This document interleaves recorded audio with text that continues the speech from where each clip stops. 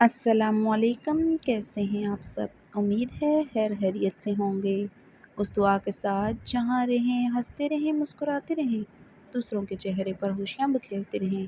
Novel رمز جنون، تحریر ہے نور آصف کی، ایپیسوڈ نمبر 76 پارٹ 1۔ اگر آپ میرے چینل پر نئے ہیں تو جلدی سے جا کے میرے چینل کو لائک شیئر سبسکرائب کریں۔ آئیں اپنے ناول کا آغاز کرتے ہیں۔ عائش سیاہ فراک پر سیاہ بڑی سی سیاہ گرم شال خود پر لپیٹے ہوئے تھی۔ وہ پیروں تک اس شال میں لپٹی ہوئی تھی۔ اس شال میں اس کا خوبصورت چہرہ واضح ہو رہا تھا۔ اس کے سلکی سنہری بال تک اس شال میں ڈھکے ہوئے تھے۔ عائش زاویار خانزادہ کی تقلید میں حویلی کے بڑے سے لاؤنج میں داخل ہوئی۔ زاویار خانزادہ اس وقت سیاہ شلوار قمیص پر سیاہ لیدر جیکٹ پہنے ہوئے تھا۔ زاویار خانزادہ اس لمحے مکمل سردار زاویار خانزادہ تھا، ناقابل تسخیر مرد۔ اپنے مخصوص سٹائل میں اپنی ہلکی گنی بیڑ پر ہاتھ پھیر رہا تھا۔ طلسماتی نقوش مغروریت سے تنے تھے۔ چلتا ہوں بابا جان، زاویار خانزادہ نے لاؤنج کے صوفے پر براجمان عالیان خان کو بھاری آواز میں پکارا۔ خیریت سے جاؤ۔ عالیان خان صوفے سے کھڑے ہوتے زاویار خانزادہ کے کندھے پر اپنا مضبوط ہاتھ رکھ گئے تھے۔ تبانہ خانم بھی صوفے سے اٹھتے کھڑی ہوئی تھی۔ ہم کو نہیں لگتا زاویار کے ساتھ ونی میں آیا ہوا لڑکی کا جانا مناسب ہوگا۔ زرقا خانم خود پر قابو نہ رکھ سکی تھی۔ عائش کو دیکھتے ان کا حلق تک کڑوا ہو گیا تھا۔ زرقا خانم کی زبان سے ادا ہوئے الفاظ یوں تھے جیسے برف پر انگارے رکھ دیے گئے ہوں۔ ان کی آواز میں زہر کم، درد زیادہ تھا۔ وہ درد جو ارتضیٰ کی موت سے اب تک ان کے اندر ہی اندر سلگ رہا تھا۔ وہ جب جب عائش کو دیکھتی ارتضیٰ کی موت کا غم گہرا ہونے لگتا تھا اور اپنی بیٹی مرینا خان کا حق تلف ہونا یاد آ جاتا، جس کی حق تلفی عائش کر چکی تھی۔ زاویار خانزادہ بے شک سخت قسم کا سردار تھا۔ وہ فطرتاً اچھا خاصا سخت تھا، مگر وہ جانتی تھیں عائش کی جگہ مرینا خان ہوتی وہ بہت آسودہ ہوتی، بلکہ بہت خوش ہوتی۔ زاویار خانزادہ کبھی اس کی حق تلفی نہ کرتا۔ عائش ملک تو ونی میں آئی ہوئی ایک بے مول سودا تھی جو ارزاں تھی۔ عائش ملک تو ان سب کے لیے ایک معاہدہ تھی جو زخم بن کر ان کے خاندان کی عزت پر چپک گیا تھا۔ عائش ملک تو مجبوری تھی اور سرداروں کے دلوں میں مجبوریوں کی گنجائش نہیں ہوتی۔ اگر وہ خون بہا میں آئی ہوئی عورت نہ ہوتی تو سر زاویار خانزادہ عالیان خان کی طرح اپنی بیوی سے محبت کرتا۔ زاویار خانزادہ سے اچھا کوئی بھی مرینا خان کے لیے نہیں ہو سکتا تھا۔ پورے خاندان میں زاویار خانزادہ کے ہم پلہ کوئی نہیں تھا۔ زرقا خانم عائش کو تنفر بری نگاہوں سے دیکھ رہی تھی۔ زاویار خانزادہ نے خاموش تنبیہی نگاہ زرقا خانم پر ڈالی۔ سرخ و سفید چہرہ مزید سرخی چھلکانے لگا تھا۔ زرقا خانم کی باتیں وہ برداشت نہیں کر سکتا تھا۔ عائش زاویار خانزادہ کے پیچھے خاموشی سے سپاٹ چہرہ لیے کھڑی تھی۔ خود کے ونی خون بہا میں آئے ہوئے لفظ سننا ایسا تھا جیسے سانس لینا۔ اس کی صبح اور رات ان لفظوں کے بغیر مکمل ہو ہی نہیں سکتی تھی۔ یہ زاویار کا بیوی ہے، چاہے ونی میں آیا ہی صحیح، کیوں لالا؟ تبریز خان نے بھاری آواز میں سوال کرتے اپنے داڑھی پر ہاتھ پھیرتے عائش ملک کو دیکھنے کی کوشش کی جو زاویار خانزادہ کی چوڑی پشت کے پیچھے چھپی تھی۔ ایسا ہی ہے، عالیہ خان نے بارہب آواز میں ہنکار بھرتے زاویار خانزادہ کے سرد سپاٹ چہرے کی طرف دیکھا۔ زاویار، ہمارا اللہ کو سلام کہنا، ہم داؤد کا شادی پر ضرور جاتا اگر ہمارا طبیعت ٹھیک ہوتا، تابانہ خانم نے نم آواز میں کہا تھا۔ ارتضیٰ خان کے مرنے کے بعد وہ بہت کم سب سے ملتی تھی۔ ارتضیٰ خان کا غم بھی کوئی بانٹنے کی کوشش کرتا تو وہ رنجیدہ ہو جاتی تھی۔ فکر نہ کرے مورے، زاویار خانزادہ نے آگے بڑھتے تبانہ خانم کو سینے سے لگاتے ان کے سر پر لب رکھے۔ تبانہ خانم نرمی سے ان کے گال پر ہاتھ رکھ گئی تھی۔ زاویار خانزادہ تبانہ خانم سے علیحدہ ہوتے داخلی دروازے کی طرف بڑھا۔ عائش اس کی تقلید میں خاموشی سے کسی روبوٹ کی مانند داخلی دروازے کی طرف بڑھی۔ یکدم زاویار خانزادہ اور عائش کو رکنا پڑا تھا۔ داخلی دروازے سے زرا خانزادہ اور زنیشہ اندر داخل ہوئے۔ سبھی انہیں دیکھتے صوفے سے کھڑے ہو چکے تھے۔ زاویار خانزادہ کی سرخ آنکھیں زرا خانزادہ پر گڑھی تھیں جو زاویار خانزادہ کو دیکھتے اپنی نگاہیں جھکا گیا تھا۔ زنیشہ اپنی گردن پر کپ کپاتا ہاتھ رکھ کے اپنی اکھڑتی سانسوں پر قابو پانے کی ناکام صحیح کر رہی تھی۔ اس حویلی میں داخل ہوتی اس کی سانس پھولنا شروع ہو گئی تھی۔ اس کا ایک کپ کپاتا ہاتھ اپنے کندھے پر لٹکے چھوٹے سے اسٹائلش بیگ پر آن ٹھہرا تھا جس میں انہیلر تھا۔ یہ یہاں پر کیا کر رہا ہے؟ عالیہ خان زرا خانزادہ کو دیکھتے تیش و اشتعال سے اس کی طرف بڑھتے گرجے تھے۔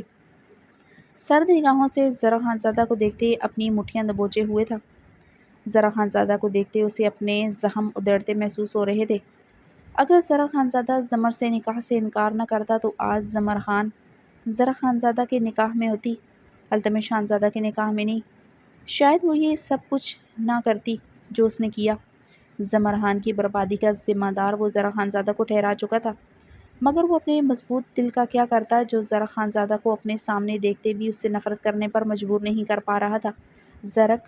زرکا خانہ اپنے دل پر ہاتھ رکھے روتے ہوئے زرا کی طرف بڑھی، مگر تبریز خان زرکا خانم کا ہاتھ پکڑتے انہیں زرا کی طرف بڑھنے سے روک چکے تھے۔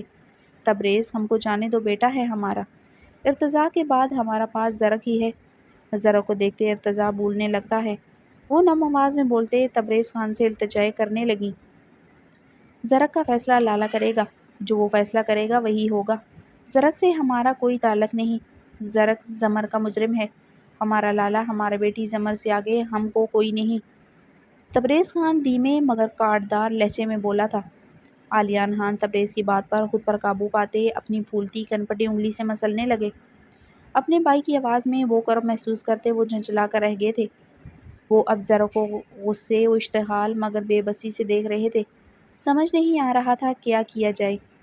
تبریز خان کی آواز سن کر زنیشا شاہ کا نازک سا وجود لرز کر رہ گیا، جیسے کسی نے برسوں پرانی بند کتاب کا وہ صفحہ زور سے کھول دیا ہو جس پر صرف لہو، بارود اور چیخوں کی روشنائی سے لکھا گیا تھا۔ وہ قیامت رات یاد آئی تھی جس میں اس کا سب کچھ چھن چکا تھا، وہ چیخیں، وہ خون، وہ گولیوں کی چلنے کی آواز، پھر وہ بھڑکتی آگ، اور ان میں جلنے والوں کی چیخیں، وہ جو ساری عمر اس رات کو یاد کرتے راتوں کو اٹھ اٹھ کر چیخیں مانتی تھی۔ وہ اپنے چکراتے وجود کو تھامنے کے لیے سر دونوں ہاتھوں میں دبوچ چکی تھی، وہی قیامت کی رات جو اس کے وجود کا آخری سکون بھی جلا گئی تھی۔ وہ جلتے بدن، دھواں، چیختے انسان اور خون میں لت رخت، وہ خنجر کی طرح دل میں اترتی گولیوں کی آوازیں اور وہ وحشی چہرہ تبریز خان کا، وہ رات جس میں اس کے بچپن کی ہنسی، اس کی مورے، اس کے بابا جان، بلکہ اس کا سب کچھ جل گیا تھا۔ وہ جو بچ گئی تھی، بس انتقام کی خاکستر کے ساتھ رہ گیا تھا اس کا وجود، وہ جس کی نیندوں میں تبریز خان کی شہرگ ہمہ وقت خون میں نہائی رہتی تھی، اور آج وہی تبریز خان اس کے سامنے کھڑا تھا۔ زنیشا شاہ کے لب سلے ہوئے تھے مگر اس کا دل ماتم کنا تھا، وہ بری طرح کپکپا رہی تھی جیسے اس درندے کی سانسیں پھر سے اس کے گرد لپٹ رہی ہوں۔ ہر روز وہ روتے ہوئے تبریز خان کی شہرگ کو بے رحمی سے کاٹنے کا خواب دیکھتے بڑی ہوئی تھی۔ وہ جوان پہاڑوں میں تبریز خان کی موت بن کر آئی تھی، آج اس کی آواز سن کر ہی کانپنا شروع ہو چکی تھی۔ اس نے دیکھا تھا اسے درندہ بنتے ہوئے، بلکہ وہ درندہ ہی تھا۔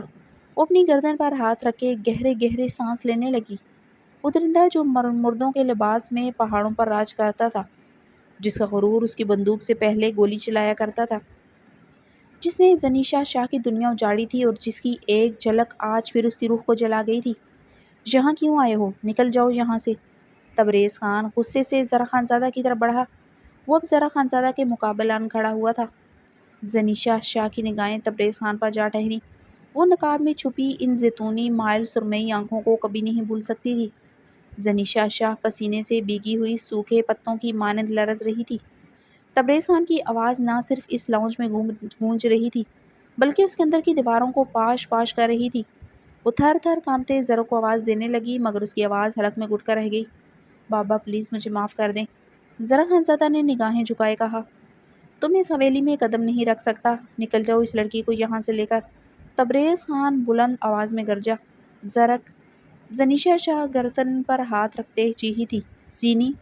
زرا خانزادہ نے زنیشا کی چیخ پر زنیشا کی طرف نگاہ ڈالی، شال اس کے سر سے پھسلتی زمین بوس ہو چکی تھی، وہ پسینے سے تر چکراتے وجود کے ساتھ کھڑی تھی، اس کا چہرہ بے تحاشا سرخ اور آنسوؤں سے تر تھا، وہ اتنی بری طرح لرز رہی تھی کہ ایسا لگ رہا تھا ابھی زمین بوس ہو جائے گی۔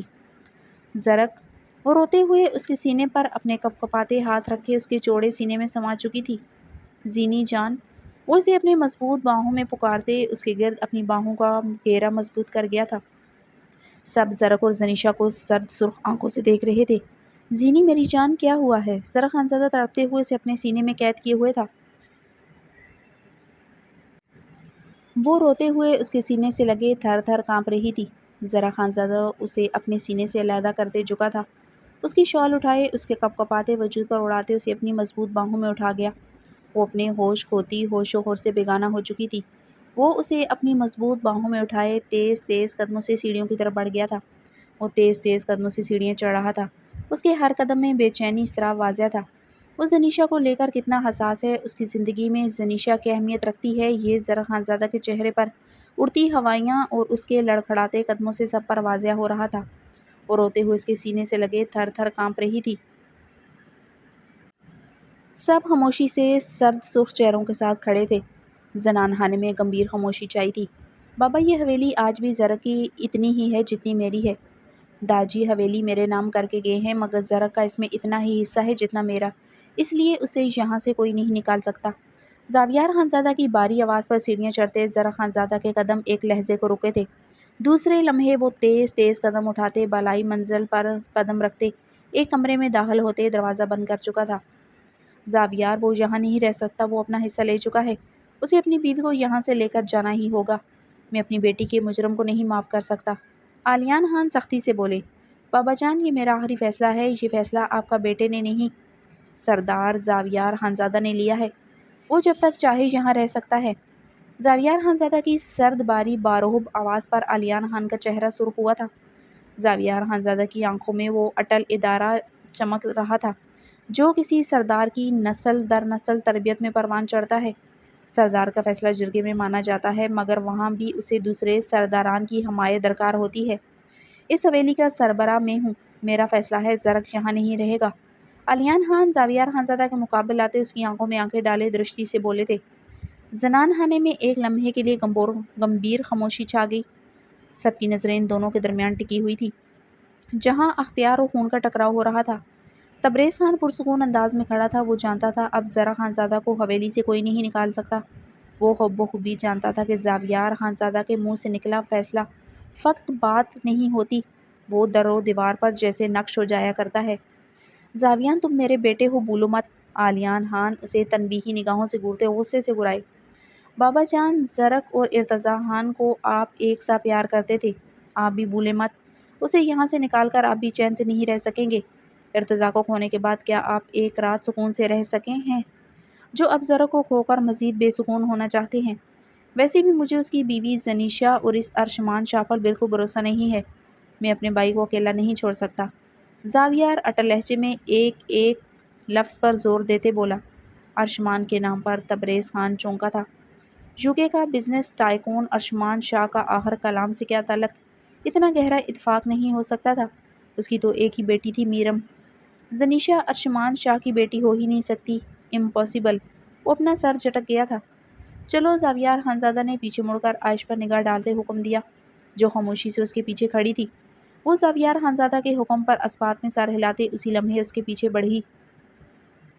زاویار خانزادہ نے مضبوط ہاتھوں سے داخلی دروازے کے ہینڈل پر ہاتھ رکھا۔ سردار زاویار خانزادہ سزا دیے بغیر پیچھے نہیں رہ سکتا۔ زرق نے جو کیا اس کی سزا اسے نہیں دو گے؟ علیان خان کی بات پر زاویار کے مضبوط ہاتھ دروازے کے ہینڈل پر مزید مضبوط ہوئے تھے۔ سزا ملے گی بابا جان، زرق خانزادہ کو اس کے ہر عمل کا حساب دینا ہوگا۔ مگر وہ ایک لمحہ رکا، جیسے لفظ چن رہا ہو۔ اپنوں کو سزا دینا مشکل تھا، زرق میں اس کی جان بستی تھی۔ وہ سزا میں خود دوں گا، کسی اور کو تو اپنے وجود کو چیرنے کا حق نہیں دے سکتا۔ آپ جانتے ہیں مجھے، میں اپنے رشتوں حتیٰ کہ اپنے پالتو جانوروں پر بھی کسی غیر کی دسترس برداشت نہیں کر سکتا۔ زاویار کی آواز اتنی دھیمی تھی مگر لہجے میں زہر کی طرح کاٹ تھی۔ وہ اس لمحے دروازہ کھولتا باہر نکل گیا تھا۔ حویلی کے بلند داخلی دروازے سے عائش چادر کو پیشانی پر اچھی طرح جمائے آہستہ آہستہ نیچے اترتی کار پوش تک آئی۔ سرد ہوا اس کی سیاہ چادر کے کناروں سے کھیلتی گزر رہی تھی۔ سامنے زاویار کی سیاہ اونچی گاڑی کھڑی تھی، جس کی ڈرائیونگ سیٹ پر وہ مغروریت سے بیٹھا اپنی مضبوط سفید انگلیاں اسٹیئرنگ وہیل پر تھر تھرا رہا تھا۔ نقوش بے حد سپاٹ اور سرخ تھے۔ زاویار خانزادہ نے عائش پر قہر آلود نگاہ ڈالی۔ عائش اس کی نگاہ کا مطلب سمجھتے جلدی سے اپنا چہرہ ڈھک گئی تھی۔ اس کی کپ کپاتی انگلیاں چہرے کے نقاب کو ایک سائڈ سے سختی سے جکڑے ہوئے تھی۔ عائش دروازہ کھول کر فرنٹ سیٹ پر جا بیٹھی۔ زاویار خانزادہ ایک سرد نظر اپنے پہلو میں بیٹھی عائش پر ڈال کر گاڑی سٹارٹ کر گیا۔ گاڑی حویلی سے نکلتے کالام کی اونچی نیچی سڑکوں پر دوڑنے لگی تھی۔ اس کے پیچھے ہی التمش خانزادہ کی گاڑی تھی، جو زاویار خانزادہ نے اسے دی تھی، جو زاویار خانزادہ کی پروٹیکشن کے لیے اس کی دی ہوئی جدید گاڑی استعمال کرتا تھا۔ سفر لمبا بھی تھا اور وہ عائش کے ساتھ جا رہا تھا۔ التمش خانزادہ کسی صورت زاویار خانزادہ کو اکیلا نہیں چھوڑ سکتا تھا۔ وہ زاویار خانزادہ کے معاملے میں کسی گارڈ پر بھی بھروسہ نہیں کرتا تھا۔ آج تک اسے اکیلا نہیں چھوڑا تھا۔ کوئی سفر زاویار خانزادہ نے اس کے بغیر نہیں کیا تھا۔ عائش نہ ہوتی تو گاڑی بھی وہ خود چلاتا، مگر عائش کے ہوتے یہ ناممکن تھا۔ ہمیشہ کی طرح التمش خانزادہ زاویار خانزادہ کے ساتھ تھا۔ وہ سفید شلوار قمیض پر براؤن رنگ کی مردانہ شال اوڑھے ہوئے تھا۔ التمش خانزادہ ایک ہاتھ سے اسٹیئرنگ جکڑے دوسرے ہاتھ سے ڈیش بورڈ سے موبائل اٹھائے ٹیکسٹ کرنے لگا۔ زمر بی بی، میں آپ سے دور ہو کر بھی پاس ہوں گا۔ اگر یقین نہیں آتا تو کھلے آسمان کے نیچے جا کر دیکھیں، میرے آدمی آپ کو گولیوں سے بھون ڈالیں گے۔ فکر نہ کیجیے گا، میں واپس آ کر خود آپ کو اپنے ہاتھوں سے کفن پہناؤں گا۔ آپ کو کوئی عورت بھی مرنے کے بعد چھوئے یہ مجھے کہاں گوارا ہے۔ میری غیرت آپ کی لاش پر بھی پہرا دے گی۔ وہ ٹیکسٹ ٹائپ کرتے زمر خان کو سینڈ کرتے موبائل ساتھ والی سیٹ پر اچھال چکا تھا۔ التمش خانزادہ کا چہرہ سنجیدہ تھا، نقوش تنے ہوئے تھے۔ زمر خان کی ایک غلطی بھی وہ برداشت نہیں کر سکتا تھا۔ وہ اسے اپنے نکاح میں لے کر اس کے لیے مزید پوزیسو ہو چکا تھا۔ نہ وہ زاویار خانزادہ کو کسی صورت اکیلا چھوڑ سکتا تھا، نہ زمر خان کو۔ یہ دونوں اسے اپنی جان سے زیادہ عزیز تھے۔ وہ سرد سپاٹ چہرے کے ساتھ ڈرائیو کر رہا تھا۔ اچھی طرح جانتا تھا زمر خان یہ میسج پڑھ کر بری طرح تلملا رہی ہوگی۔ تلملائیں زمر بی بی، اپنا منہ نوچ ڈالیں یا پھر میرا، مگر آپ صرف میری ہیں۔ وہ اپنی شال گلے میں جٹکتے اپنی گردن پر ہاتھ رکھ گیا، جہاں زمر خان کی بے رحمی کے نشان ابھی بھی پوری آب و تاب سے چمک رہے تھے۔ اس لیے وہ آج جیکٹ نہیں پہن سکا تھا۔ مردانہ شال سے وہ اپنی گردن کو چھپائے ہوئے تھا۔ جنگلی بلی، وہ زیر لب بڑبڑاتے ہوئے اپنی گردن کو انگلیوں سے سہلا رہا تھا جہاں ابھی تک جلن ہو رہی تھی۔ مجھے جانتی ہی نہیں ہیں آپ زمر بی بی۔ جس دن میں نے اپنا حق اصل میں جتایا اس دن آپ کی زہریلی زبان اور ہاتھ دونوں قابو میں آ جائیں گے۔ بچ جائیں مجھ سے تو اچھا ہے، ورنہ میں التمش خانزادہ اگلے بندے کو چیر بھی ڈالوں چین نہ پاؤں۔ وہ لب بینچے اپنے اندر اٹھتے غصے و اشتعال پر قابو پانے کی کوشش کر رہا تھا۔ اسے اپنے نکاح میں لینے کے بعد دن رات مزید عذاب میں گزرنے لگے تھے۔ پہلے بھی زمر بی بی کی بے اعتنائی پر وہ راتوں کو تارے گنتا گزارتا تھا، آج بھی وہی حال تھا۔ اس کی چارپائی اتنی قہر برساتی سردی میں صحن میں بچھ چکی تھی۔ چارپائی کی گرد آگ جلائے وہ گرم بستر میں ساری رات جلتا رہتا تھا۔ آج بھی رات کی تنہائیوں میں وہ سگریٹ پیتے، وہ اپنا تن من جلاتے مختلف اذیت ناک سوچیں خود پر حاوی رکھتا تھا۔ کمرہ تو کانٹوں کی طرح لگتا تھا، وہاں اس ستم گر کا لمس تھا۔ نہ وہ کچھ جاتا تھا، نہ کسی اور کو کمرے میں قدم رکھنے دیتا تھا۔ پہلے اسے کھونے کے ڈر سے ساری رات جاگتا تھا، اب اسے پا کر نہ پا سکنے کے غم میں ساری رات جاگتے اپنے رگوں میں دوڑتے خون کی کھلاہٹ پر قابو پانے کی کوشش کرتے، کروٹ پر کروٹ بدلتا۔ اسے اپنے نکاح میں لینے کے بعد وہ مزید اسے لے کر ڈرنے لگا تھا، کہیں وہ اسے کھو نہ دے۔ زاویار خانزادہ کا سرد برفیلا رویہ اس کے حواسوں پر سوار رہنے لگا تھا۔ وہ اپنے اور اس کے بیچ کوئی رشتہ نہ لایا تھا۔ زاویار تو آج بھی اس کا مالک اس کی جان تھا، مگر زاویار خانزادہ اسے نہ زمر خان کا شوہر ماننے کو تیار تھا، نہ اب اسے اپنا وفادار گارڈ۔ زمر خان اور زاویار کی بے رخی بے اعتنائی اس کے وجود کو جلائے ہوئے تھی۔ وہ اپنی پچھلی گردن سہلاتے جبڑے بنچے ڈرائیو کر رہا تھا۔ میسج بپ پر التمش خانزادہ نے فون اٹھائے، اسکرین کو دیکھا۔ Go to hell. Zamar Khan کا میسج پڑھتے التمش کی رنگت سرخ ہوئی تھی۔ وہاں تو آپ پائی جائیں گی۔ اس نے سرد مہری سے ٹائپ کیا۔ جہنم میں سب سے اونچا درجہ ان عورتوں کا ہے جہاں آپ جیسی بیویاں اپنے شوہر کی ناقدری کرتی ہیں۔ وہ لب بینچے ٹیکسٹ کرتے گاڑی کی سپیڈ غصے سے بڑھا گیا تھا۔ زمر خان کی بے اعتنائی بے رخی اس کے اندر دہکتے لاوے کو بھڑکاتی جا رہی تھی۔ وہ لوگ مالم جبہ تقریباً 5 گھنٹے کی ڈرائیو سے پہنچ چکے تھے۔ ان لوگوں کی گاڑی ایک بڑی سی مگر پرانی حویلی کے سامنے آ کر رکی تھی۔ زاویار خانزادہ اپنی طرف کا دروازہ کھول کر اترا تھا۔ التمش خانزادہ بھی گاڑی روکتے گاڑی سے اتر آیا تھا۔ عائش بھی اپنی چادر اچھی طرح سر پر جماتے گاڑی سے اتری تھی۔ برفیلی ہواؤں نے ان کا استقبال کیا تھا۔ سردی کی شدت سے عائش کی رنگت سرخ ہو چکی تھی۔ زاویار خانزادہ بغور سے ٹھٹھرتے دیکھتے گاڑی کی پچھلی سیٹ کی طرف بڑھا۔ گاڑی کا دروازہ کھولتے اپنی گرم شال نکالتے ہوئے وہ عائش کی طرف بڑھتے اس کے وجود پر وہ چادر اچھی طرح اڑا گیا تھا۔ عائش زاویار خانزادہ کو ایک نظر دیکھتے اس کی شال کو اپنے وجود پر اچھی طرح اڑ گئی تھی۔ اس کی کلائی اپنے مضبوط ہاتھ میں جکڑے کھلے گیٹ سے اندر داخل ہوا۔ التمش خانزادہ گاڑی سے ٹیک لگائے سگریٹ سلگاتے گہرے کش لینے لگا۔ زاویار خانزادہ نے ایک بار بھی پیچھے مڑ کر نہیں دیکھا تھا، نہ اسے اپنے ساتھ اندر آنے کو کہا تھا۔ وہ گردن میں گلٹی ابھرتے اس بڑی سی حویلی کے در و دیوار پر نگاہیں جما گیا تھا۔ ایسی ہی حویلی وہ زمر خان کے لیے بنانے کا متنائی تھا، مگر کیسے؟ دن رات کے ہر پل سوچتے وہ تلخی سے مسکراتا رہتا تھا۔ وہ اپنے وقت کے بیشتر حصے میں فری لینسنگ کا کام کرتا رہتا اور اس میں اتنا ہی فی الوقت کما سکتا تھا کہ زمرحان کے مہنگے کپڑے جوتے پورے کر سکے، مگر ایک بہت بڑا پرآسائش گھر، مہنگی گاڑی وہ تو شاید کبھی نہ لے سکے۔ اسے گل مکئی کی شادی بھی کرنی تھی۔ یہاں رواج نہیں تھا لڑکی کو ڈیرو جیز دیا جائے، لڑکے والے ہی زیادہ تر سب کچھ کرتے تھے، مگر وہ اپنی بہن کے لیے سب کچھ کرنا چاہتا تھا۔ اس کی تو ہزار فرمائشیں تھی، پھر اباسین خان کو بھی تو کوئی چھوٹا موٹا کام کروا کر دینا تھا۔ وہ اس طرح بھی انداز میں سگریٹ کا زہریلا دھواں اپنے اندر اتارتے بیزار سا ہوا۔ وہ سگریٹ زمین پر پھینکتے اسے جوتے کے نیچے مسلنے لگا۔ وہ اپنی سرد سپاٹ نگاہیں اس اونچی حویلی پر گاڑ گیا تھا۔ زمرحان کی محبت میں وہ حاسد بھی بن چکا تھا۔ وہ اب اونچی حویلی والوں سے حسد کرنے لگ گیا تھا۔ ان اونچی حویلی والوں سے پہلے تو کبھی رشک نہ آیا تھا، مگر اب تو وہ دن رات ان بڑی بڑی حویلیوں، پرآسائش گھروں، بڑی بڑی گاڑیوں سے عجیب سی چبھن محسوس کرتا تھا۔ التمش خانزادہ نے پلٹتے ہوئے گاڑی کے بونٹ کو زوردار ٹانگ ماری۔ وہ غصے سے گاڑی کے بونٹ پر مکے مارنے لگا۔ وہ ایک مہنگی گاڑی تک زمرحان کے لیے نہیں خرید سکتا تھا۔ وہ جبڑے بھینچے سرخ چہرے کے ساتھ گاڑی کے بونٹ پر مکے مارتے جا رہا تھا۔ اس کی سانس بری طرح پھولنے لگی تھی۔ وہ رکتے ہوئے اپنے بالوں میں انگلیاں پھیرتے ہوئے باریک قدموں سے دریا کی طرف بڑھنے لگا جو حویلی کے راستے میں ہی آتا تھا۔ وہ اس طرف بڑے بڑے پتھر پھلانگتے، دریا کے کنارے پہنچتے، پنجوں کے پل بیٹھتے، اپنے چہرے پر ٹھنڈے یخ پانی کے چھینٹے مارتے اپنے اندر کی کھولن کم کرنے لگا۔ زاویار خانزادہ گیٹ کے اندر داخل ہوا ہی تھا۔ اس کے ماموں جان محمد اور اس کے بیٹے داؤد خان، گلزار خان اور رحمت اللہ خان مسکراتے ہوئے زاویار خانزادہ کی طرف بڑھے تھے۔ عائش سب کو دیکھتے نگاہیں جھکا گئی تھی۔ اس کا اعتماد ہی ختم ہو چکا تھا، ورنہ وہ کبھی مردوں سے نہیں گھبرائی تھی، مگر اب وہ مردوں سے گھبرانے لگی تھی۔ وہ شاید لاشعوری طور پر مردوں سے نفرت کرنے لگی تھی۔ اسے صرف ایک ہی مرد، ایک ہی نام سے محبت تھی، وہ تھا شاہویر ملک۔ وہ آج بھی اس کے دل میں ایک یاد بن کر دھڑکتا تھا۔ شاہویر ملک تو یاد کرتے اس کے دل میں ہوک سی اٹھی تھی۔ زاویار خانزادہ نے داؤد خان سے بغل ہوا۔ اب پتہ چلا کہ میری شادی ہو رہی ہے۔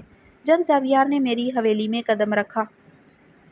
داؤد خان خوش ہوتے زاویار خانزادہ کی چوڑی پشت پر اپنا مضبوط بازو لپیٹتے خوشی سے بولا۔ زاویار خانزادہ ہنستے ہوئے داؤد خان سے علیحدہ ہوا۔ وہ باری باری باقی سب سے ملنے لگا۔ لالا، ہم سب تمہارا ہی انتظار کر رہا تھا۔ ہمارا ڈیرے پر مہندی کا تقریب ہو رہا ہے، ہم یہاں بیٹھا ہے۔ داؤد خان کا 17 سالہ بھائی رحمت اللہ جھنجھلاتے ہوئے بولا۔ وہ لوگ کب سے زاویار خانزادہ کا انتظار کر رہے تھے۔ اس کے تمام دوست وہاں آ چکے تھے۔ رحمت اللہ خان کی آواز میں جھنجھلاہٹ محسوس کرتے سب کے لبوں سے قہقہ برآمد ہوا تھا۔ چلتے ہیں، نشانہ اچھا ہے تمہارا۔ زاویار خانزادہ رحمت اللہ کی طرف بڑھتے مسکراتے ہوئے اس کے کندھے پر اپنا مضبوط ہاتھ رکھ گیا۔ ارتضیٰ خان کی ذات نے شدت سے اس پر حملہ کیا تھا۔ زاویار خانزادہ کی مقناطیسی براؤن آنکھیں شدت سے بھیگی تھیں۔ اپنی آواز کے اتار چڑھاؤ پر وہ قابو پا گیا تھا۔ اس کے سینے میں ارتضیٰ خان کی موت کا ناسور آج بھی ویسے ہی تھا، وہ کسی پر ظاہر نہیں کر سکتا تھا۔ جی لالا، بہت اچھا ہے، آپ کو دکھاؤں؟ وہ اپنی جیب سے پسٹل نکالتے اسی لمحے آسمان میں فائر کر گیا تھا۔ سب کے لبوں سے قہقہے بلند ہوئے تھے۔ عائش ملک بری طرح اچھلتے ہوئے خوف سے چیخی تھی۔ سب زاویار خانزادہ کی پشت کے پیچھے کھڑی عائش کی طرف متوجہ ہوئے۔ وہ دل پر ہاتھ رکھے تھر تھر کانپ رہی تھی۔ اس کے وجود پر لپٹی زاویار خانزادہ کی شال زمین بوس ہوئی تھی۔ اس کی اپنی سیاہ شال اس کے سر سے پھسلی تھی۔ وہ کھلے بالوں کے ساتھ کھڑی اپنی کپکپاہٹ پر بمشکل قابو پا رہی تھی۔ اتنے قریب سے فائر کی آواز سنتے وہ ڈر گئی تھی۔ زاویار خانزادہ نے سرد نگاہ عائش پر ڈالی۔ وہ زاویار کی سرد نگاہ پر جلدی سے اپنی شال اپنے سر پر جما گئی تھی۔ لالا، یہ عائش بھابی ہیں۔ ہم نے سنا تھا ونی میں آیا ہوا تمہارا بیوی بہت خوبصورت ہے۔ یہ سچ میں بہت پیارا ہے۔ رحمت اللہ نے معصومیت سے سادگی سے کہا۔ اسے عائش ملک بہت خوبصورت لگی تھی۔ زاویار کے چہرے پر عائش کی تعریف سن کر ناگواری چھائی تھی۔ چہرہ شدید سرخ ہوا تھا۔ سب کے چہرے سنجیدہ ہو چکے تھے۔ رحمت اللہ چھوٹا تھا، جو منہ میں آتا تھا بول دیتا تھا، مگر باقی سب جذبز ہو کر رہ گئے تھے۔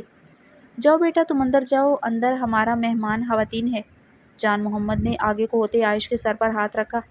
عائش اسبات میں سر ہلاتے حویلی کے داخلی دروازے سے اندر کی طرف بڑھ گئی تھی۔ زہ نصیب، ہمارا شیر زاویار خانزادہ آیا ہے۔ شیر خان اونچی ہانک لگاتے حویلی کے کھلے گیٹ سے اندر داخل ہوا تھا۔ زاویار خانزادہ خود پر قابو پاتے مسکراتے ہوئے شیر خان کی طرف بڑھتے بغل گیر ہوا تھا۔ شیر خان زاویار خانزادہ کی خالہ مبشرہ کا بیٹا تھا۔ ساتھ والی حویلی ان لوگوں کی ہی تھی۔ شیر خان کی بہن نور جہاں کی شادی داؤد خان سے ہو رہی تھی۔ چلو ڈیرے پر تمہارا ہی انتظار ہو رہا ہے، کھانے کے ساتھ اور بھی بہت کچھ ہے۔ شیر خان نے جھک کر زاویار خانزادہ کے کان میں سرگوشی کی تھی۔ تم جانتے ہو میں شراب نہیں پیتا، پورے خاندان کا نام بدنام کرنے کے لیے تم ہی کافی ہو۔ بہن دے رہے ہو داؤد کو، کچھ تو شرم لحاظ کرو، کیوں نور جہاں کے لیے مصیبت کھڑی کرنا چاہتے ہو؟ داؤد نمازی پرہیزی انسان ہے، زاویار خانزادہ نے جواباً اس سے بولغیر ہوتے سرگوشی میں ہی اسے لتاڑا تھا۔ ڈیرے پر نہیں، اس کا انتظام میرے ایک پرانے کوٹیج میں ہے جو بیابیان جگہ پر ہے۔ شراب کے ساتھ شباب بھی ہے، مزہ آئے گا اگر تم ساتھ ہوگے۔ وہ زاویار خانزادہ سے بولغیر ہوتے اس کے کان میں سرگوشی کرتے اسے بتا رہا تھا۔ باڑ میں جاؤ تم۔ زاویار خانزادہ کی سرگوشی پر شیر خان کا قہقہ بلند ہوا تھا۔ تم تباہی پر کھڑے ہو۔ زاویار خانزادہ نے لفظ چبائے تھے۔ وہ ابھی تک ایک دوسرے سے بغلگیر تھے، سب مسکراتی نگاہوں سے انہیں دیکھ رہے تھے، ان کی دوستی سے بخوبی واقف تھے۔ وہ ایسے ہی تھے، ایک دوسرے سے لپٹتے ایک دوسرے کے کان میں سرگوشیاں کرتے رہتے تھے۔ عورت تباہی ہے مگر سکون ہے، شیر خان سرگوشی نما آواز میں مسکرایا۔ حلال عورت ڈھونڈ ورنہ سچ میں تباہ و برباد ہو جاؤ گے۔ شیر خان کی بات پر زاویار خانزادہ نے جبڑے بیچتے لفظ چبائے۔ تمہارا تجربہ کیسا ہے؟ کیا حلال عورت میں سکون ہے یا تم ابھی تک تباہ و برباد ہو؟ شیر خان نے جواباً سرگوشی میں کہا۔ شیر خان کی سرگوشی پر زاویار خانزادہ کی آنکھوں میں اسی لمحے خون اترا تھا، پورے وجود کی رگیں ظاہر ہوئی تھی۔ جتنا مرضی پرسنل ہو جانا، مگر اتنا پرسنل نہ ہونا کہ گفتگو میری عورت کی پرچھائی اس کے نام تک جا پہنچو۔ زاویار خانزادہ اسے پوری قوت سے اپنے سینے میں بیٹھتے اس کی کمر پر اپنے بازوؤں کی گرفت مضبوط کر گیا۔ وہ اپنی گرفت اتنی مضبوط کر گیا تھا کہ شیر خان جیسا مضبوط انسان اس کی گرفت میں ہل بھی نہیں پا رہا تھا۔ شیر خان زاویار خانزادہ کی پوزیسیونیس اس کی بیوی کے لیے اچھی طرح محسوس کر چکا تھا۔ عائش ملک کو دیکھنا اس کی بھی دلی تمنا تھی۔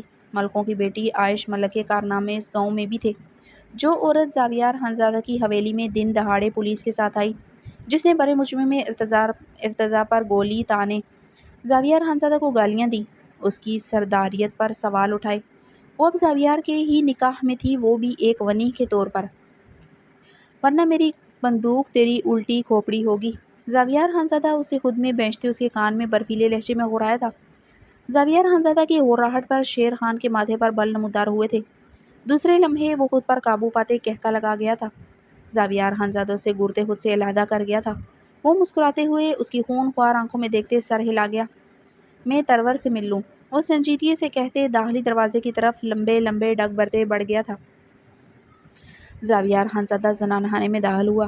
یہ حویلی اس کی حویلی سے بہت مختلف تھی، جہاں بڑے بڑے برآمدے اور ان کی اطراف میں کمرے ہی کمرے تھے۔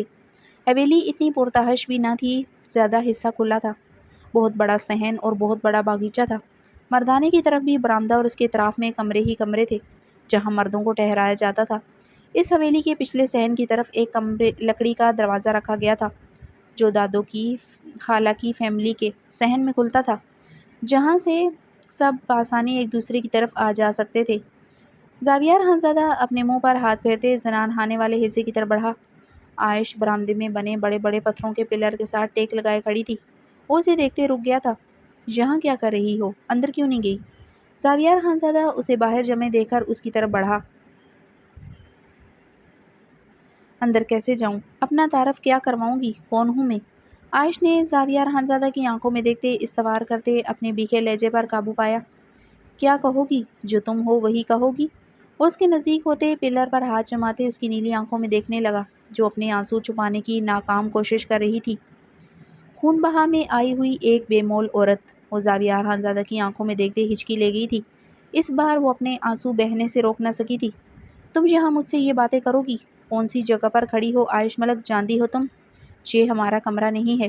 وہ اس کے مزید قریب ہوتے دانت پیس گیا تھا۔ آپ کے کزن کو بھی پتا ہے میں ونی میں آئی ہوں۔ اندر بھی عورتیں مجھے ایسے دیکھیں گی جیسے میں کوئی عجوبہ ہوں۔ کوئی مجھے نفرت آمیز نگاہوں سے دیکھے گا، کوئی مجھے ترحم آمیز نگاہوں سے دیکھے گا۔ سب کو یہ جاننے میں دلچسپی ہوگی آپ کا سلوک میرے ساتھ کیسا ہے۔ کیا آپ بستر پر مجھے پیار کرتے ہیں یا سزا دیتے ہیں؟ سب یہ جاننا چاہیں گے کیا میں اپنے بھائی کی سزا ابھی تک پاتی ہوں یا پھر آپ سے سزا معاف کر چکی ہوں۔ آپ کو مجھے اپنے ساتھ نہیں لانا چاہیے تھا، وہ اس کی آنکھوں میں دیکھتے بیگے لہجے میں بول رہی تھی۔ اتنا سب کچھ تم جانتی ہو میرے خاندان کے متعلق عائش ملک؟ وہ اس کی باتوں پر دانت کچکچا کر رہ گیا تھا۔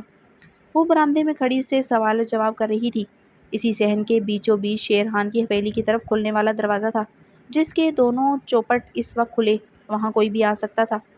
خون بہا ونی، یہی پہچان تو ہے میری۔ آپ ہی مجھے عائش ملک مت کہا کریں، بلکہ خونی عورت پکارا کریں، کیونکہ ارتضیٰ خان کا قتل میں نے ہی تو کیا ہے۔ وہ اسے شکوہ کرتے زار زار رو پڑی تھی۔ پتہ نہیں وہ کیوں اتنی جذباتی ہو رہی تھی، ورنہ زاویار خانزادہ سے بہت کم شکوہ کرتی تھی۔ بکواس بند کرو اپنی، ورنہ یہاں ہی تمہارے گال سرخ کر دوں گا، پھر تمہیں اپنی پہچان بتانے کے لیے کچھ نہیں کہنا پڑے گا۔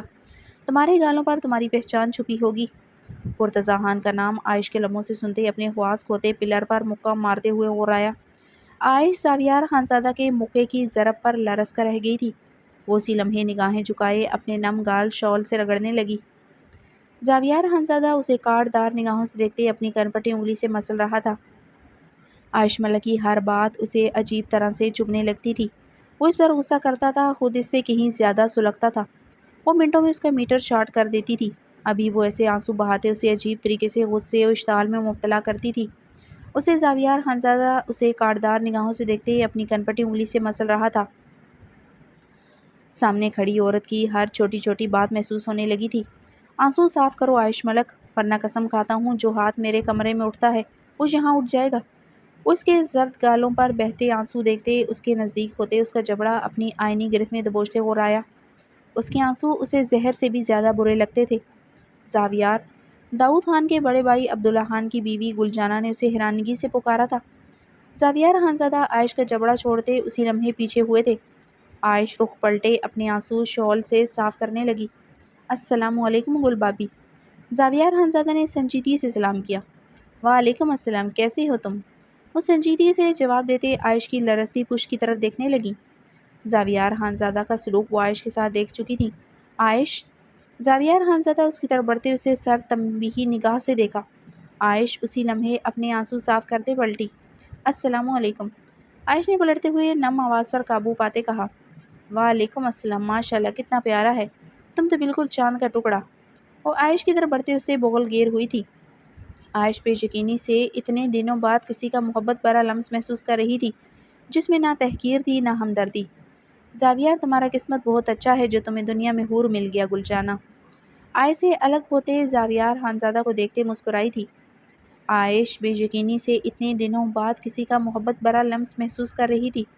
اس کی صرف صورت حوروں سے ملتی ہے، ورنہ اور کوئی خوبی نہیں، بے سکونی ہی بے سکونی ہے۔ وہ عائش کو گورتے ہوئے دھیمے لہجے میں بڑبڑایا تھا۔ عائش تک اس کی آواز بخوبی پہنچی تھی۔ گل جانہ بہت اونچی سماعتوں کی مالک تھی، وہ سرگوشی بھی سن لیتی تھی۔ اس کی اپنی اس خوبی کا ذکر آج تک کسی کے سامنے نہیں کیا تھا۔ اپنی ساس نندوں کی کتنی ہی باتیں وہ دروازے سے کان لگائے آرام سے سن لیتی تھی۔ اس کے پاس سب کے کافی راز تھے جو وہ ضرورت پڑنے پر استعمال کرتی رہتی تھی، ورنہ وہ انجان بنی رہتی تھی جیسے اس وقت بن گئی تھی۔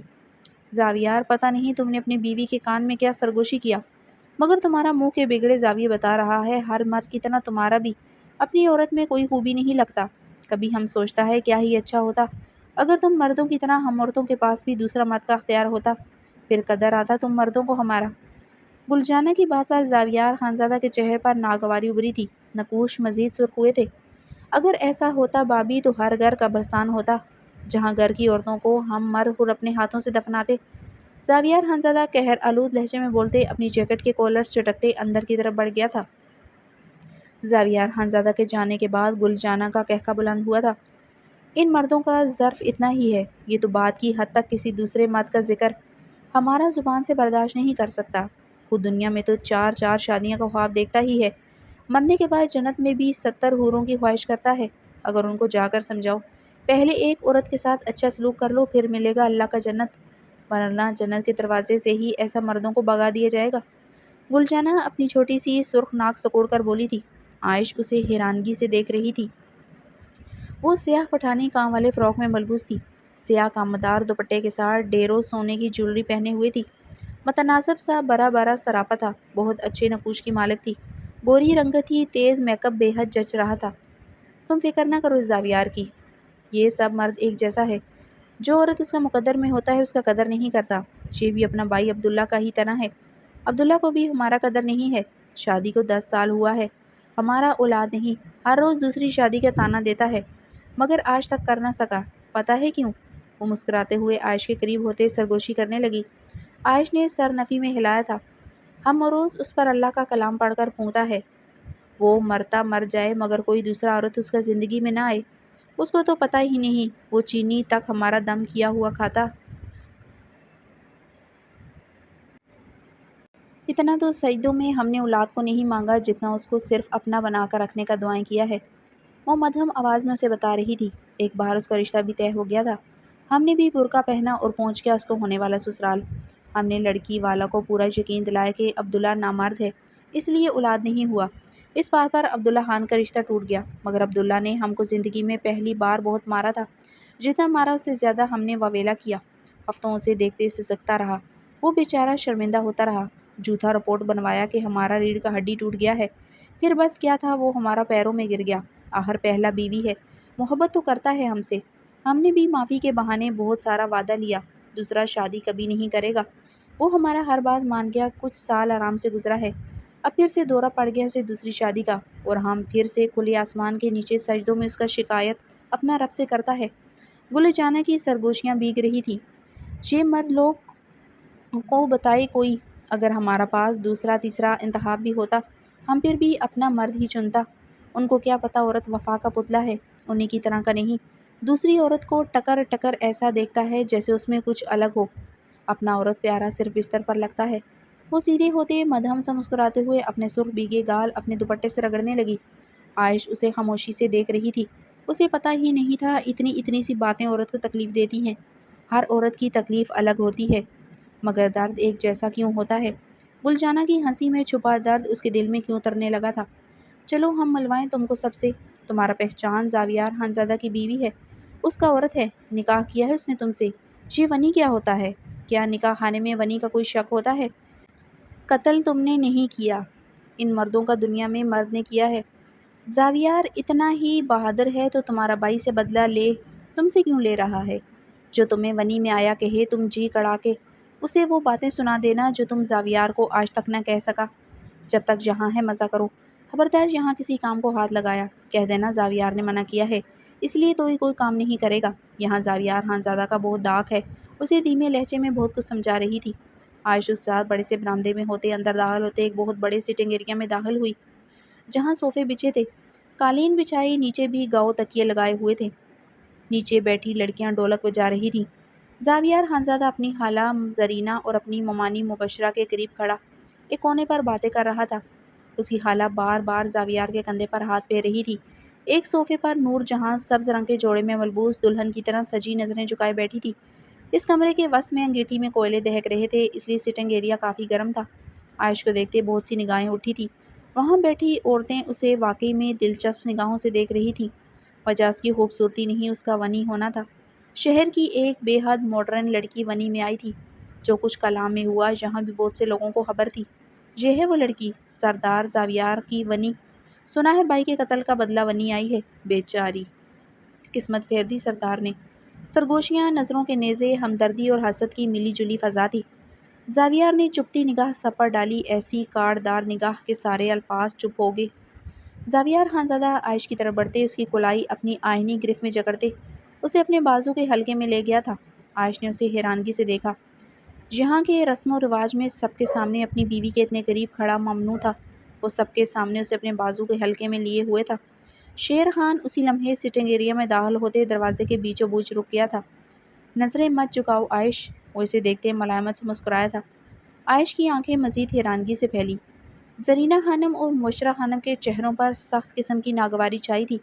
عائش کو وہ کاڑدار نگاہوں سے دیکھ رہی تھی، جس کی بہادری کے کارنامے انہوں نے سن رکھے تھے۔ ان کے بھتیجے کا خون اس لڑکی کے بھائی نے کیا تھا، جو آج زاویار خانزادہ کی باہوں میں کھڑی تھی۔ یہ عائش ہے میری بیوی، وہ عائش کی طرف نرم مسکراہٹ سے دیکھتے بولا۔ عائش ٹھٹک گئی، دل جیسے کچھ لمحوں کے لیے رک گیا تھا۔ وہ جانتی تھی وہ ونی تھی، مگر یہ ظالم انا پرست شخص اسے لوگوں کے سامنے عزت کا لبادہ پہنا رہا تھا۔ کیا یہ عزت تھی یا قید کو سنوارنے کا ہنر؟ میری بیوی، میری عزت، زاویار کی گونجتی ہوئی آواز نے سب کو خاموش کر دیا تھا۔ عائش سردار زاویار خانزادہ کی عورت ہے، مزید سوال عائش کی ذات پر نہیں ہوں گے۔ وہ باری آواز میں بولتے سب کو خاموش کروا رہا تھا، جو اس کی غیر موجودگی میں عائش کی تذلیل کر سکتے تھے۔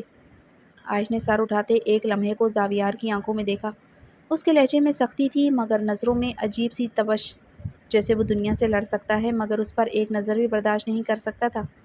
اور وہ لڑکی جو ونی تھی، آج پہلی بار سردار زاویار خانزادہ کی بیوی کہلا کر اس کے پہلو میں کھڑی تھی۔ عائش سب کی نگاہوں میں رشک اور ملا جلا حسد دیکھ سکتی تھی، اب سب کی نگاہوں میں وہ بے مول نہیں تھی۔ شیر خان دلچسپ نگاہوں سے یہ سب دیکھ رہا تھا۔ جو اس نے باہر برآمدے میں دیکھا یہ سچ تھا، یا پھر جو یہاں چل رہا تھا۔ وہ اپنی مونچھوں پر ہاتھ پھیرتے باری قدموں سے وہاں سے نکل گیا تھا۔ گل جانا، زاویہ اور عائش کو ان کا کمرہ دکھا دو اور کچھ کھانے کو بھیجو ان کا واسطے۔ مبشرہ خانم نے گل جانا کو حکم دیا۔ میں مردانے میں جا رہا ہوں، داؤد شیر خان کے ساتھ بیٹھوں گا، زاویار خانزادہ سنجیدگی سے کہتے کمرے سے نکل گیا تھا۔ چلو عائش، ہم تم کو تمہارا کمرہ دکھاؤں، گل جانا مسکراتے ہوئے عائش سے بولی۔ گل جانا، جلدی واپس آ جانا، کمرہ عائش خود ہی گرم کر لے گا، انگیٹھی اسے دہکانا آتا ہی ہوگا، آخر ونی میں آیا ہے۔ زرینہ خانم کی بات پر عائش کے قدم رکے تھے، دوسرے لمحے وہ سر جھٹکتے خاموشی سے گل جانا کے ساتھ آگے بڑھ گئی تھی۔ عائش ملک انگیٹھی دہکا کر کمرہ گرم کر چکی تھی۔ کمرہ بے حد خوبصورت تھا۔ کمرے کو دیواروں پر مٹی کے لیپ ہوئے تھے، پورے کمرے کی دیواروں پر جگہ سرخ قالین لٹکائے ہوئے تھے۔ ایک طرف 2-3 بندوقیں بھی ترتیب وار لٹکی ہوئی تھیں، دیواروں پر فینسی بلب لگے تھے۔ چھت لکڑی کی تھی جس میں فینسی بلب فانوس لٹکے ہوئے تھے۔ ایک طرف لکڑی کا آرام دہ بیڈ پڑا تھا، سائڈ پر ڈریسنگ ٹیبل، لکڑی کی 2 دروازوں والی الماری۔ کمرے کے وسط میں انگیٹھی دہک رہی تھی۔ ایک طرف 3 سیٹر صوفہ اور اس کے آگے لکڑی کا ٹیبل تھا۔ بیڈ وال تھوڑی سی ٹیڑھی بنائی گئی تھی جس میں شیشے کی کھڑکی تھی اور باہر کی طرف جانب کھلتی تھی جس پر بلائنڈ تھا۔ اس کے باہر بہتا دریا اور بلند و باغ پہاڑ بھی نظر آ رہے تھے۔ مٹی کی دیواروں والا کمرہ عائش کو بے حد پسند آیا تھا۔ اس کی خوبصورتی ہی اس کا قدیم ہونا تھا۔ انہیں زنان خانے اور مردان خانے سے ہٹ کر کمرہ دیا گیا تھا، بالکل الگ تھلگ تھا۔ عائش نے کمرے میں رکھی میز پر نگاہیں دوڑائیں جہاں ٹرے میں چائے، مختلف بسکٹ، میٹھے پکوان تھے، گاجر کا حلوہ تھا۔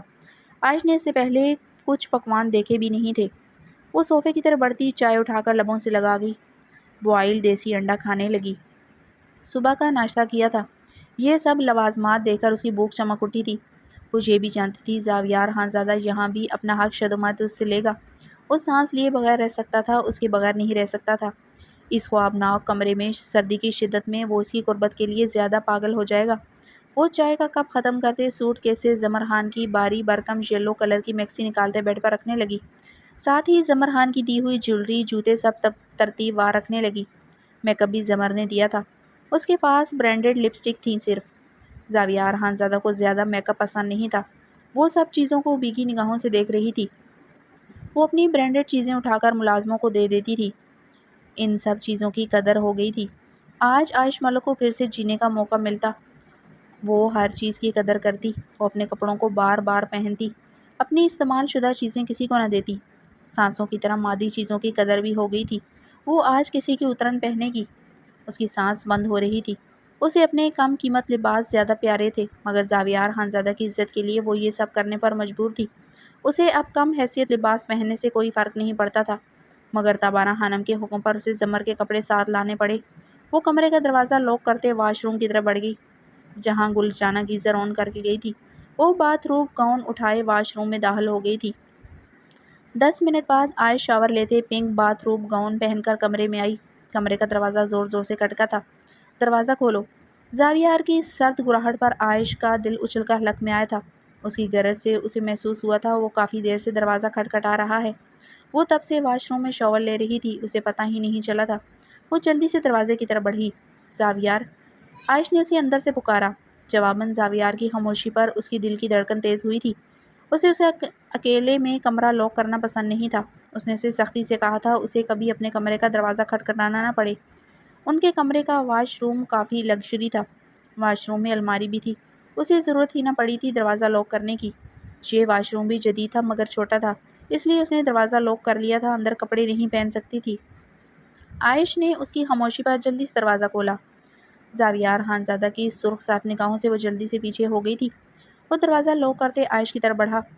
زاویار میں شاور لے رہی تھی اس لیے دروازہ لاک کیا۔ عائش نے جلدی سے وضاحت دی تھی، شاور لینا ضروری تھا تمہارا؟ وہ اسے گہری نگاہوں سے دیکھتے اس کی کمر میں ہاتھ ڈالتے اسے اپنے قریب کر گیا تھا۔ اسے بھیگی حلیے میں دیکھے سارا غصہ اڑن چھو ہوا تھا۔ آنکھوں میں غصے کی جگہ خمار کی سرخی نے لے لی تھی۔ مہندی ہے نا اس لیے؟ عائش نے اس کی سرخ ہوتی آنکھوں میں دیکھتے کپ کپاتے لبوں سے کہا۔ عائش ملک تم خانم ہوتی تو تمہیں پتا ہوتا اپنے مرد کو کیسے خوش کرتے ہیں، اس پر کیسے اپنی اداؤں کے تیر چلاتے ہیں۔ یا گلجانہ بھابھی سے کچھ ہی دیر میں مجھے قابو کرنے کے گر سیکھ چکی ہو۔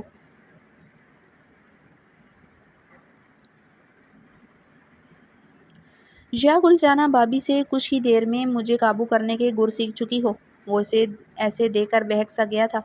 وہ اس کے باتھ روب گاؤن کی ڈوریاں کھولتے اس کے گاؤن کی سائڈوں کے کناروں کو جکڑے اس کی دھڑکنوں میں چہرہ چھپا گیا۔ عائش اپنا نچلا لب دانتوں تلے دباتے اس کی شدت اپنی گہرائیوں پر برداشت کرنے لگی۔ سفر کی تھکان کافی زیادہ تھی۔ زاویار کی غربت سہنے کے بعد وہ فنکشن میں شرکت کے قابل کہاں رہنی تھی۔ وہ اس کی دھڑکنوں سے چہرہ نکالتے سیدھے ہوتے اپنی جیکٹ اتارنے لگا۔ سرخ مخمور نگاہیں عائش ملک پر تھیں جو پنک باتھ روب گاؤن میں گیلی زلفوں کے ساتھ کھڑی اس کی آنکھوں میں خمار کی سرخی گہری کر چکی تھی۔ عائش نگاہیں جھکائے سرخ ہوتے اپنا گاؤن کی ڈوریاں بند کرنے لگی۔ وہ بے باکی سے اسے بہت گہری نگاہوں سے دیکھ رہا تھا جیسے پہلے کبھی نہیں دیکھا ہو۔ عائش زاویار کی سر تنبیہی نگاہ پر وہ نگاہیں جھکاتے گاؤن کی ڈوریاں اسی لمحے کھول گئی تھی۔ ریموو یور گاؤن، وہ اپنی جیکٹ اتارتے ہوئے اسے گرم نگاہوں سے حکم دیتے بولا۔ عائش کے ہاتھ کپ کپائے۔ دوسرے لمحے وہ اس کے حکم کی تعمیل کرتے اپنا گاؤن کندھوں سے نیچے کھسکائے ریموو کرنے لگی۔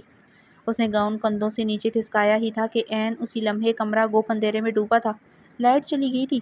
زاویار خانزادہ بے چین ہوتے گہری سانسوں سے اس کی کمر میں ہاتھ ڈالتے اسے اپنے قریب کر گیا تھا۔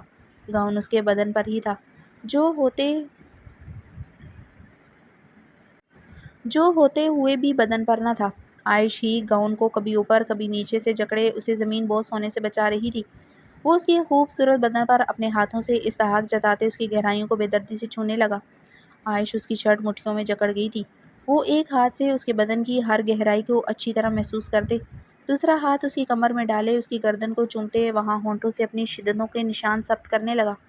تم نے اچھا نہیں کیا اس وقت شاور لے کر، نہ میرے ساتھ نہ خود کے ساتھ۔ اب تمہاری جان میں نہیں چھوڑنے والا۔ وہ گردن سے نیچے اپنے لبوں کی حدود بڑھاتے باریک گمبھیر آواز میں سرگوشیاں کر رہا تھا۔ عائش کی مدھم سسکیاں کمرے میں گونج رہی تھی۔ وہ شدت پسند ہو رہا تھا۔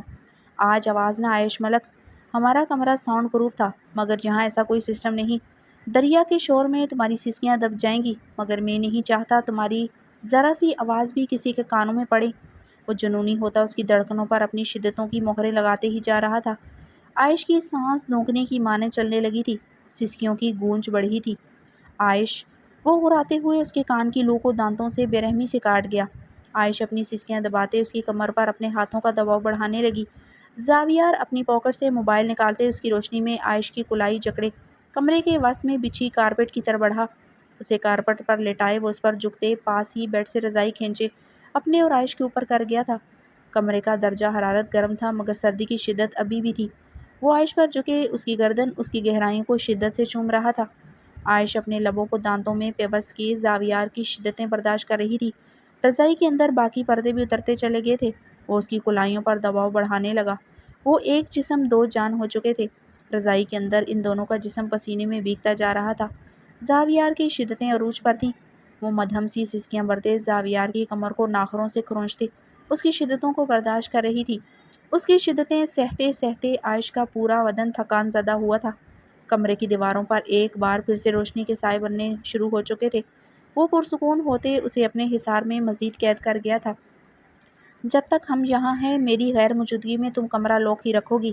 یہ ہماری حویلی نہیں ہے۔ اپنے پردے کا تم یہاں زیادہ خیال رکھو گی۔ بھابھی گلجانہ کے ساتھ ہی زیادہ وقت بتانا۔ وہ اس کی گردن میں منہ چھپائے گہرے سانس لیتے اسے حکم دے رہا تھا۔ وہ پرسکون ہو چکا تھا۔ اب وہ باتیں یاد آ رہی تھی جو کمرے میں وہ کرنے آیا تھا۔ عائش اسبات میں سر ہلاتے اپنی سانس بحال کرنے کی ناکام صحیح کر رہی تھی۔ وہ ابھی تک اس پر اپنا تمام وزن ڈالے ہوئے تھا۔ فون بیل پر وہ عائش کے اوپر سے ہٹتے ہوئے خود پر اچھی طرح رضائی کرتے کارپیٹ پر چت لیٹے فون کان سے لگا گیا۔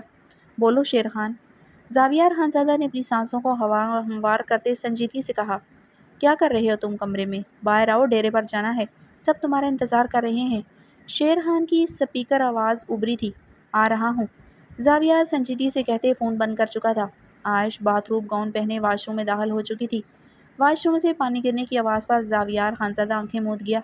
نیند سے اب اس کی آنکھیں سرخ ہو رہی تھی۔ عائش کی قربت کے بعد اس کے لیے جاگنا مشکل ہو جاتا تھا۔ وہ نیند کی گہرائیوں میں ڈوبتا چلا گیا تھا۔